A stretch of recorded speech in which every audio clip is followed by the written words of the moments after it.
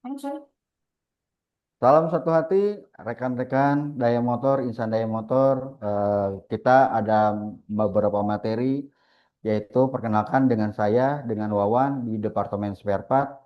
Kita materi hari ini yaitu Warehouse Management System, yaitu yang di mana Warehouse Management System ini adalah suatu materi yang ada di Departemen Spare Part yang harus rekan-rekan bisa pelajari, setidaknya mengetahui Warehouse Management System secara pergudangan.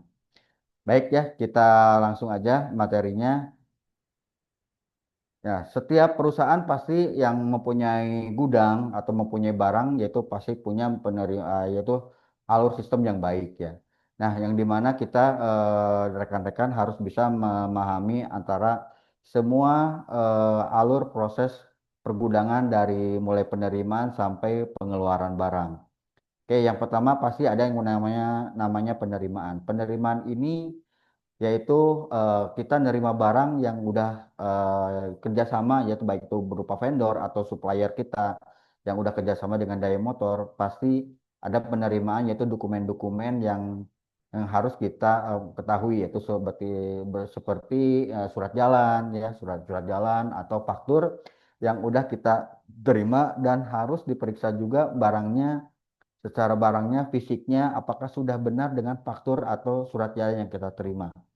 Yang kedua, yaitu pasti ada penyimpanan. Nah, penyimpanan juga harus terstruktur, tidak boleh menyimpan sembarangan, karena gudang ini adalah tempat menyimpan gudang, tidak boleh di luar gudang ya, harus disimpan di gudangnya, karena barang-barang ini adalah diibaratkan adalah aset kita yang harus kita jaga dan kita jual untuk barangnya. Terus yang ketiga ada pengambilan. Nah, pengambilan barang pun tidak boleh secara pengambilan tidak ada terdokumentasi. Harus ada dokumentasi, yaitu seperti contohnya kita harus yang namanya packing slip. Packing slip adalah berupa dokumen untuk menyerahkan ke bagian gudang atau ke bagian inventory untuk meminta barang dari permintaannya konsumen atau permintaan dari bengkel kita sendiri. Terus yang keempat ada penyerahan. Nah, penyerahan barang harus secara tervalidasi atau ditandatangani, siapapun harus ada terdokumentasi. Nah, pengendalian ini adalah secara auditornya ya. Menurut saya sih auditornya yang dimana tahu yang namanya yang keluar terjadi harus ada tersistem ya. Jadi intinya intinya kita mengendalikannya yaitu secara auditornya memeriksa ya, memeriksa bahwa penerimaan dan pengeluaran itu harus secara terdokumentasi dan tersistem. Yang terakhir ada perawatan ya Kak. Jadi kalau udah barang sudah menerima barang atau disimpan atau barang yang udah keluar, jangan sampai ada tercecer di mana-mana. Kita harus dirawat kembali dan ditempatkan sebagaimana mestinya. Nah, di sini kita ada tadi yang saya jelaskan ada penerimaan barang ya. Penerimaan barang itu pasti ada fisik ya. Fisiknya dibandingkan dengan surat jalan ya. Pengeluaran barang disertakan dengan dokumen, yaitu ada dokumen packing slip atau ITR, internal transfer, atau dan lain-lain, yaitu berupa dokumen-dokumen untuk mengeluarkan barang. Jangan lupa ada bin card. Bin card itu harus wajib tersimpan di dalam bin boxnya spare part ya. Terus ada internal transfer itu sama juga dengan memindahkan barang ke lokasi yang lain. Contoh dari gudang ini ke gudang mana, atau dari gudang ini kita mau melakukan service visit atau event tertentu, kita harus melakukan yang namanya perpindahan alokasi, atau disebutnya dengan ITR atau internal transfer.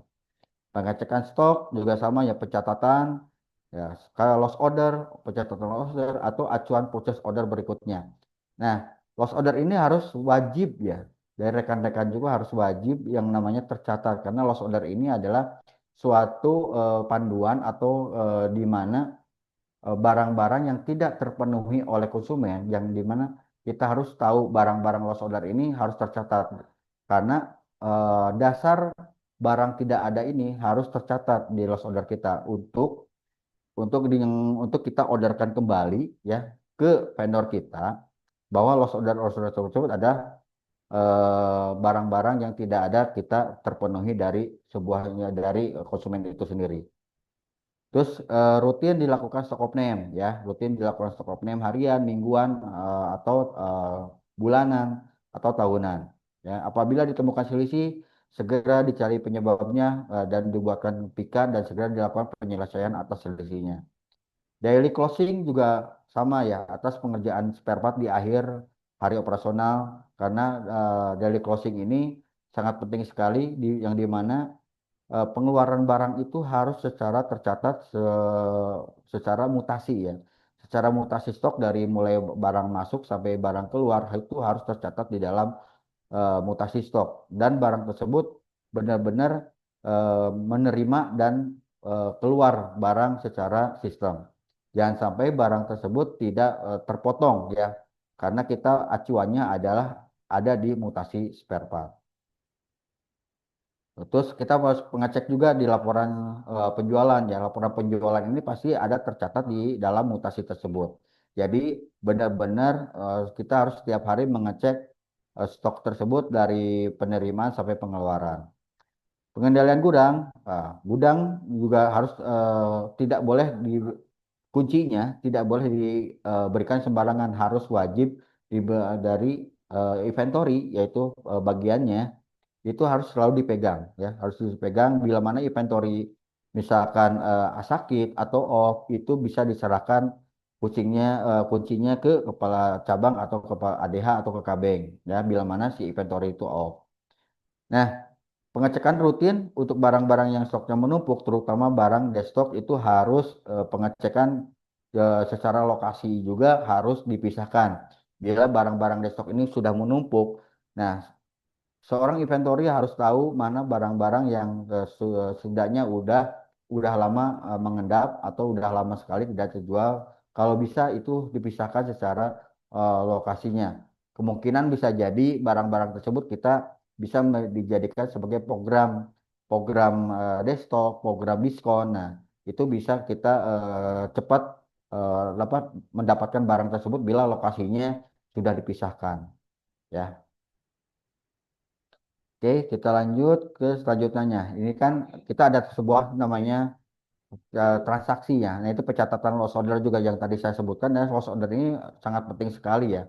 Karena untuk menambah informasi bila mana kita order spare part yang si konsumen tersebut membutuhkan barang tetapi barang itu tidak terpenuhi tersebut oleh konsumen. Nah, ya barang tersebut adalah permintaan konsumen yang tidak terpenuhi, makanya disebutnya adanya adalah pencatatan loss order. Nah, jadi loss order ini harus selalu tercatat dengan baik karena buat dasar pemenuhan kita order kembali ke vendor atau supplier kita yaitu kita kan punya supplier yang namanya adalah main dealer. Ya, main dealer ini adalah yang ditunjuk oleh HM sebagai main dealer kita untuk memenuhi jaringan-jaringannya sebagai dealer-dealernya dari main dealer tersebut ya. Jadi kita ordernya adalah ke main dealer ya. Di sini transaksi menjadi dua yaitu ada war ada SOR. Nah, war itu berarti adalah yang dimana permintaan tersebut disertai dengan servisnya ya, servis motor. Berarti kita transaksinya memakai war. Jadi war ini ada motor yang masuk ke lewat ahas itu akan diterima oleh SA untuk didaftarkan. Nah, bila mana si barang tersebut ada, nah nanti akan diserahkan ke mekanik atau SA dan diserahkannya dipasangkan ke motornya ya. Dan bila mana si barang tersebut tidak ada, nah nanti akan tercatat sebagai lost order. Ya. Nah, loss order ini akan tercatat secara sistem. Jadi, loss order ini adalah catatan yang dimana permintaan di konsumen itu tidak ada. Sama dengan SOR. Nah, SOR yaitu penjualan tidak memakai servisnya, jadi penjualan langsung. Jadi, Yang tadi war adalah memakai motor yang dimana barengan dengan servis. Tapi kalau SOR yaitu penjualan secara langsung yang dimana tidak menggunakan servis.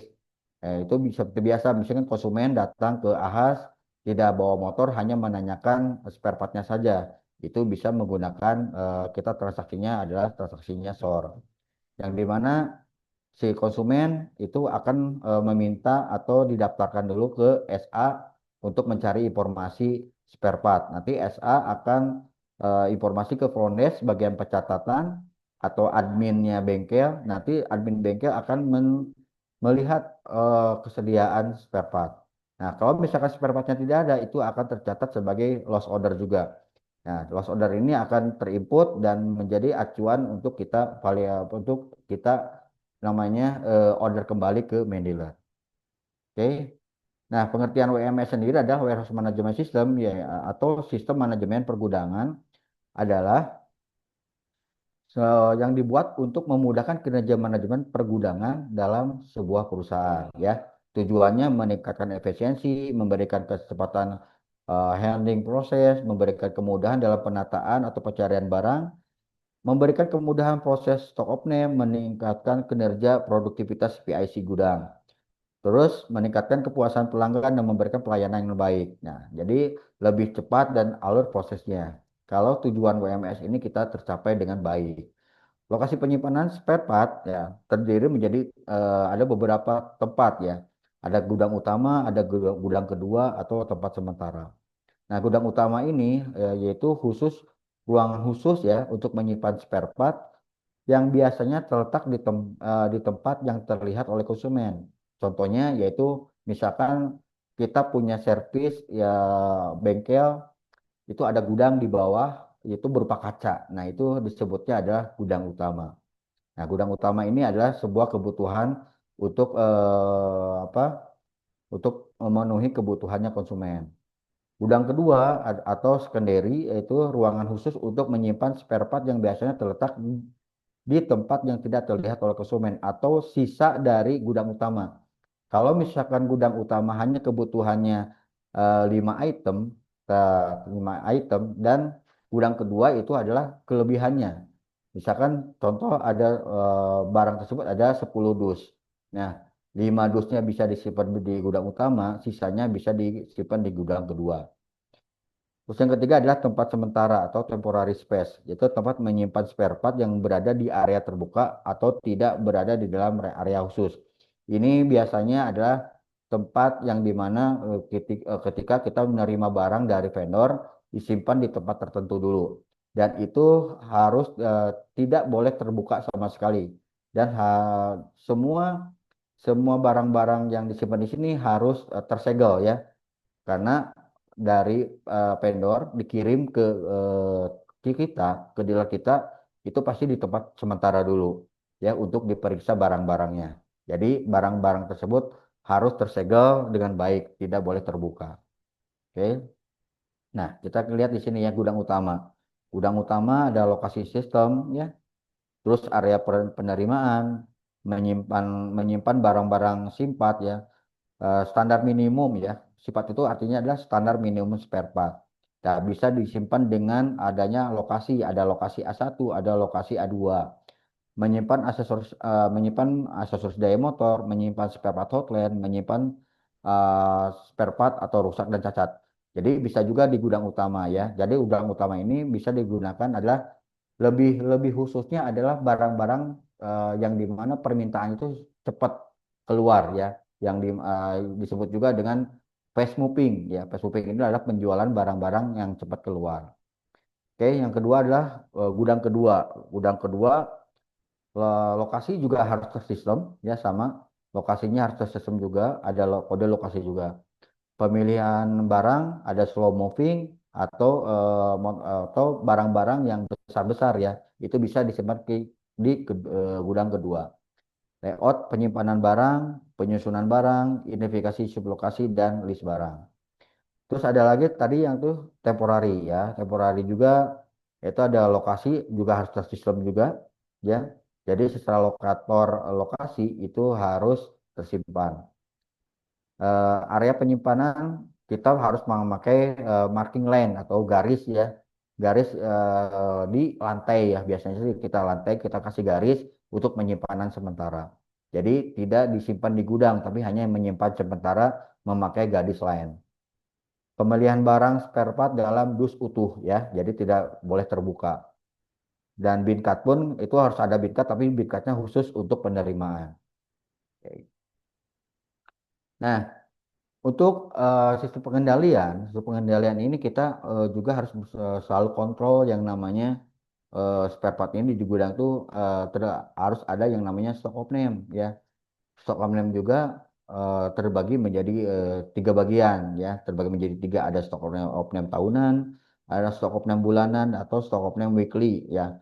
Nah, weekly ini bisa mingguan ya, mingguan atau sampel ya, sampel untuk kita bisa sampling of name secara mingguan ya, karena dulu kita hanya tahunan dan bulanan, tapi untuk apa biar terkendali ya sistemnya, setidaknya untuk mengontrol barang-barang kita keluar masuk barangnya, kan cepatnya barangnya, jadi harus off-name secara weekly ya. Nah, kita di sini ada laporan off-name ya. Di sini nih kita weekly off-name spare part, kita ada menunya sendiri.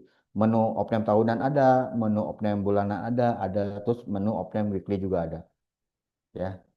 Jenis stock of name ya. Jadi stock of name ini jadi ada tiga dari stock of name parsial. Jadi yang tadi ya weekly dilakukan setiap 2 minggu sekali dalam 1 bulan di seluruh cabang. Ini dilakukan oleh PIC ya, ADH kepala cabang harus mulai mempelototi ya, harus ikut yang namanya stock of name parsial ini ya, atau sampling.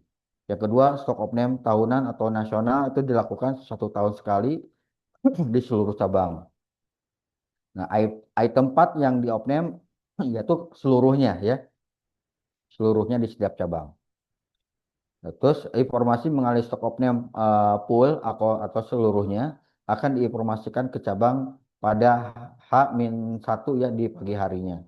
Setiap cabang wajib terlibat yaitu Kacab, ADH, Kabeng, inventory yang didampingi oleh PIC 4 WHO. Oke. Nah, Tab Opname tahunan itu pada saat penerima PIK atau selisih Opname, maka PIC AHO akan melakukan verifikasi. Barang yang ditemukan setelah stok Opname atau close, maka barang temuan tersebut tidak diterima sebagai pengurang selisih Opname. Jadi, setiap stok Opname ini harus benar-benar kita dijalankan dan harus semuanya tersistem dan ditemukan. Kalau misalkan barang tidak ditemukan, berarti ada melakukan ada suatu tanggung jawab yang harus kita berikan, yaitu membuat yang namanya pika ya. Pika dulu, kenapa barang tersebut tidak ada. Dan bilang tersebut emang bisa tertukar, itu bisa kita yang namanya kita adjustment. Tapi barang tersebut hilang atau tidak tahu keberadaannya dan atau tidak ada yang namanya adjustment, itu akan terbebani oleh setiap cabang masing-masing dengan ketentuan metrik yang diberikan oleh manajemen di setiap cabang ya. Jadi kepala cabang, ADH, Kabeng, inventory, Prondes, SA itu akan terkenai yang namanya pertanggungjawaban secara opname di opname tahunan ya. Dan itu pun dari barang-barang yang hilang itu akan tercetak secara SOR dan sudah otomatis diskon untuk karyawan ya. Makanya opname ini jangan sampai ada selisih satupun ya, karena akan mengurangi atau merugikan karyawan itu sendiri jika barang tersebut hilang dan harus dipertanggungjawabkan secara pembayaran ya gitu. Oke. Nah, untuk pemesanan atau pembelian spare part ke main dealer, baik supplier dari supplier atau depo melakukan pengecekan data stok ya. setiap pembelian spare part, baik itu HGA atau genuine, baik itu pembelian dari Manilar, ya maupun dari luar, petugas gudang harus langsung melakukan pengecekan ya. Dari pengecekan, dari mulai pengecekan, faktur, gitu, semuanya dicek apakah barang tersebut sudah cocok dengan surat jalannya.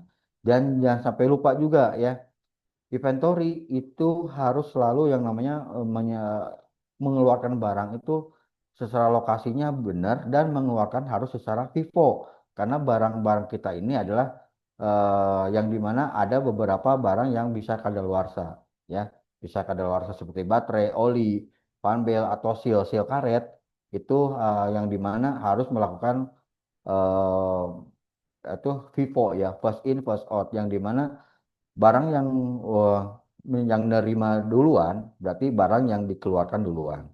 Ya, itu harus selalu dilakukan. Dan langkah selanjutnya untuk inputnya, untuk input barang itu ada GRN, ya, ada GRN, ada CIN. Nah, itu adalah yang dimana barang-barang tersebut itu bila dari semua transaksi ini dilakukan, itu akan masuk secara apa di laporan stoknya, ya. Jadi terus maksimal 3 hari ya, maksimal 3 hari setelah barang diterima sampai proses send to HO. Jadi ketika barang datang, faktur, surat jalan dari cabang, maksimal 3 hari harus selesai masuk ke gudang ya, masuk ke laporan stoknya. Tidak diperbolehkan pinjam meminjam spare part ya, berlaku untuk pengajuan klaim yang dilakukan oleh kepala mekanik ya, atau klaim-klaim harus dilakukan yang namanya pengajuan klaim, jadi tidak boleh dipinjamkan. Inventory harus tegas dan bertanggung jawab atas part yang ada. Hanya petugas gudang yang diperbolehkan untuk memasukkan atau mengeluarkan barang dari gudang part. Petugas gudang bertanggung jawab penuh atas semua part yang ada di gudang. Selain gudang part dilarang untuk masuk ke gudang ya, kecuali didampingin oleh petugasnya. Eh, baik itu eh, baik itu kepala cabang, ADH itu boleh masuk ke gudang tapi disertai dibarengin oleh inventory itu sendiri. Nah, kita buka ada yang namanya laporan spare part. Nah, laporan spare part ini di sistem itu seperti gini ya. Nanti kelihatan di sini ada nama partnya apa, lokasinya di mana. Nah, terus kategori spare partnya itu apa, jumlah. Nah, jumlah ini adalah nilai kuantitinya ya. Nilai kuantiti dari stok tersebut. Nah, ini ada nilai stok akuntingnya. Stok akunting itu adalah nilai harga HPP rata-rata. Ya, nilai HPP rata-rata. Jadi dari harga barang ini adalah HPP-nya itu berapa. Nah, misalkan ada kehilangan barang yaitu HPP-nya berapa, tapi kita ke akumulasi apa? Kita Pak memakai harga HET ya, harga eceran. Kalau kita mengeluarkan barang itu harus pakai yang namanya harga eceran tertinggi, yaitu memakai transaksinya SOR. Tidak boleh memakai transaksinya HPP ini. HPP ini hanya hanya dasar dasar penilaian, dasar nilainya dari akunting, harga nilai HPP-nya saja, bukan dari harga HET. Ya. Nah, nah, di sini ya, kita lihat secara penyimpanan barang juga ya, ada before, ada after ya. Kondisi rak masih terdapat barang atau spare part yang tercampur ya. Terus afternya tuh kondisi rak di depan sudah tertata rapi, sudah dibersihkan itemnya, jadi spare part fast movingnya. Jadi yang dimana kalau spare part fast moving yaitu penjualannya yang tercepat itu biasakan disimpan di bagian depan ya. Nah, di sini terdapat spare part juga yang dimana barang-barang berat ya, barang-barang berat ya seperti aki, shockbreaker atau yang belum sesuai penempatan. Jadi posisinya sudah dipindahkan ke area depan dekat pintu ya, karena barang-barang ini bagian berat, tapi barang-barang ini adalah fast moving, cepat keluar. Jadi disimpannya adalah harus di bagian depan dekat pintu ya. Jadi lebih cepat lebih cepat pengeluarannya. Terus di sini ada botol-botol ya, botol-botol aksesoris, botol-botol berupa apa namanya, semikal-semikal cairan. itu jangan dibuka gini aja. Harus memakai dus ya, disimpan di dalam dus ya. Jadi disimpan di dalam dus dengan rapi. Sama ya, di sini juga banyak dus-dus besar. Nah, ini kan banyak tempelan-tempelan juga. Kalau bisa tempelan-tempelan ini kita manfaatin untuk bisa dibalikin ya dusnya. Kalau misalkan dusnya ini biasanya nih di belakang itu dusnya tuh bersih. Jadi kita balikin aja dusnya. Ini akan bersih nih ya, seperti gini. Nah, gudang ya, gudang kedua belum ada kode lokasi dan tidak tertata rapi, tapi banyak tempelan. Nah, kita balikin nih gudusnya, lokasi penataan barangnya dengan standar layout gudangnya. Ya, jadi si apa yang namanya dus ini juga bisa dimanfaatin ya, jadi bersih juga.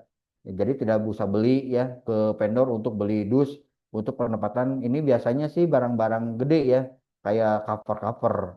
Nah, ini bisa dimanfaatin dus-dusnya ya. Nah, seperti gini dan dan di dus ini ya karena udah dibalikin dan bersih. Nah, manfaatin juga untuk ditempelin lokasi juga kayak ini B1 ya. B10121.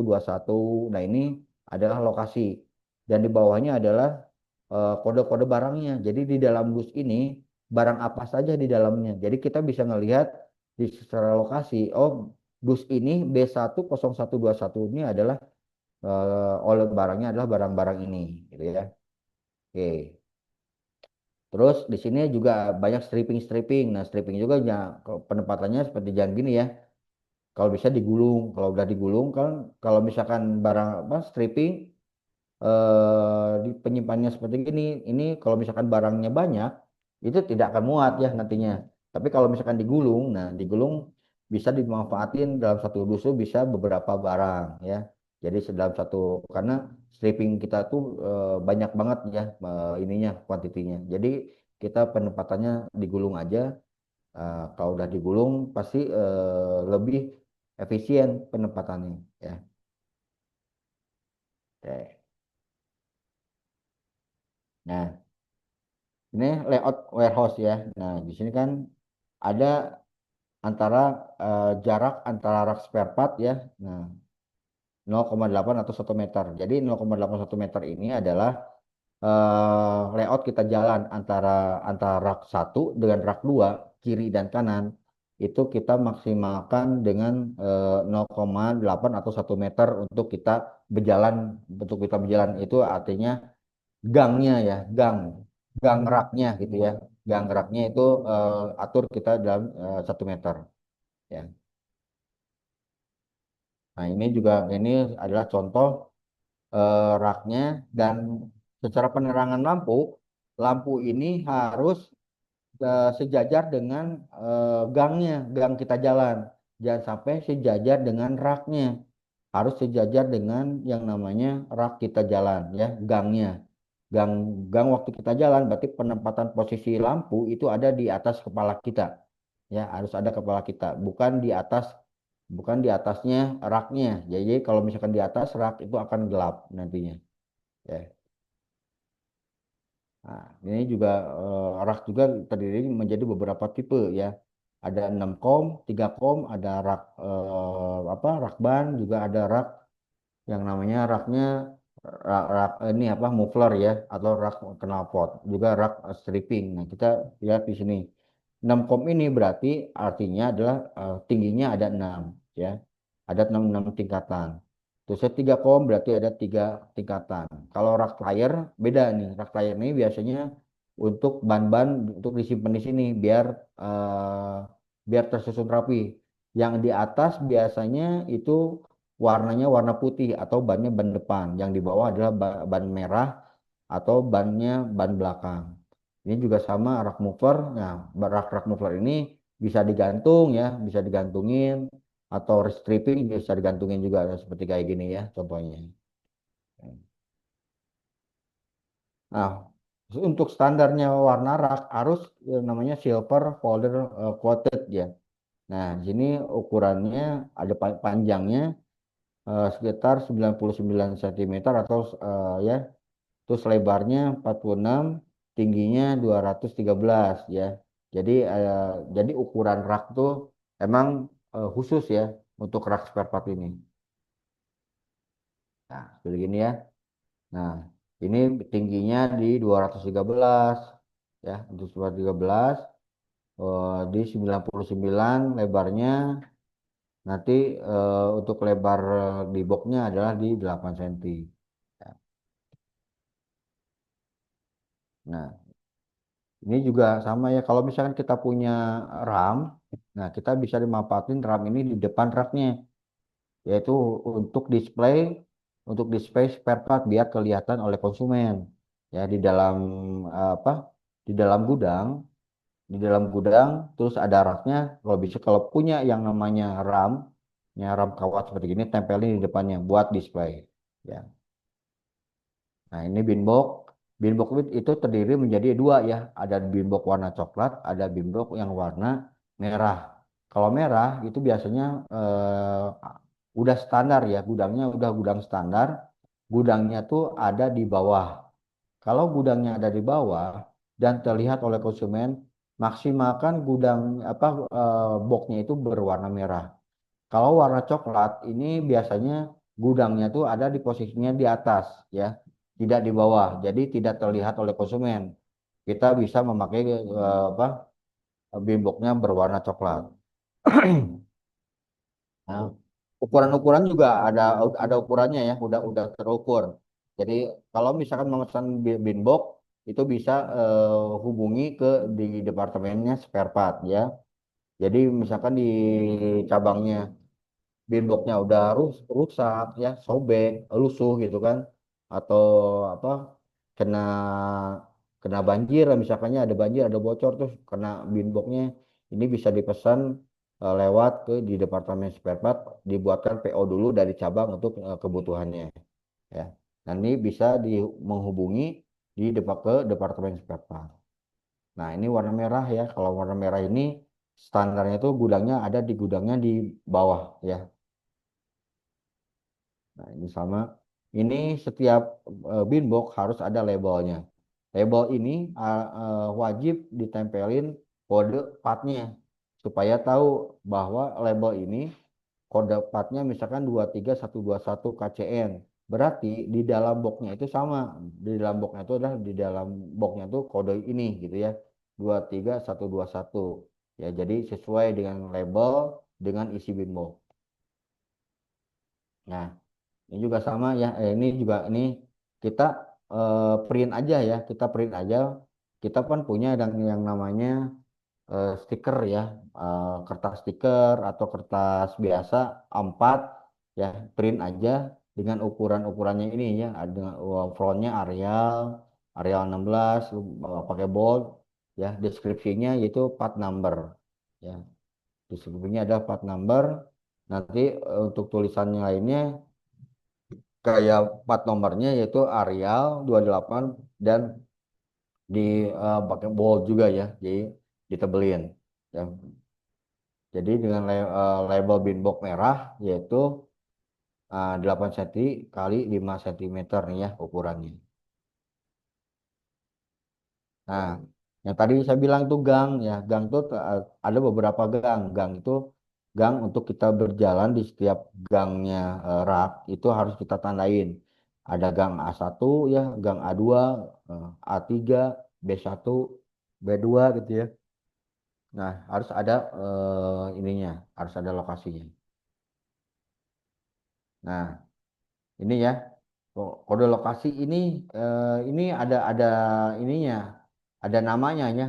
Ada A10234 ini adalah nama nama lokasi ya, nama lokasi ini ada menunjukkan beberapa lokasi. Kalau A1 itu adalah menunjukkan areanya ya, menunjukkan areanya atau menunjukkan area gangnya, menunjukkan area spare partnya. 02 02 ini adalah seperti ini apa yang namanya ada 02 itu ada ganjil, ada genap ya. Berarti kalau 02, 04 itu kan adalah genap ya. Kalau genap itu kita kita lagi jalan ada di posisi mana? Biasanya kalau genap ini ada di tangan sebelah kanan. Kalau ganjil ada tangan di sebelah kiri. Kita lagi jalan ya, kita lagi jalan. Lihat nih, eh, tangan kita tuh yang sebelah kanan itu harus menunjukkan kodenya adalah kodenya yang genap ya. Kalau tangan kiri berarti ganjil. A1 adalah gangnya, 02, 04, 06 yaitu apa nama lokasi raknya genap ya. Nah, kalau misalkan 01, 03, ya 05 berarti arahnya adalah ganjil atau menunjukkan tangan kiri. 3 dan 4 yaitu 3 itu adalah tinggi ya. Tinggi raknya dan 4 adalah posisi bin boxnya ada di urutan nomor berapa. Yaitu sebenarnya ada nama-namanya ya. A1, 02, 34 itu adalah ada namanya di mana lokasi itu eh, lokasinya barang itu ada di nomor ini ya. Ini harus secara tersistem juga ada di laporan stoknya juga. Nah, ini sama ya kayak gini ya ketentuan nomor gang. A1 berarti nomor gangnya ya. A1, A2, A3, A4 ya. A5 itu berarti gangnya. Oke.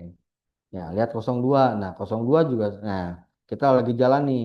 Tangan kita ada di sebelah kanan ya. Nah, gini kita lagi jalan, tangan kita di sebelah kanan menunjukkan eh, menunjukkan genap ya. 02, 04. Terus balik lagi ke kanan 02, 04, 06 ya itu genap. Lihat tangan kiri menunjukkan adalah ke ganjilnya. 01, 03, 05 ya lihat lihat ganjil. Oke. Nah, 3 berarti adalah tingkatan. Tingkatan rak ketiga, 1, 2, 3 ya. Terus 4 berarti bimbok keempat. Berarti bimbok keempat itu dari kiri ke kanan. Bimboknya adalah bimbok keempat, 1, 2, 3, 4. Ya, jadi barang rem, papas rem itu ada di cari barangnya ada di lokasi.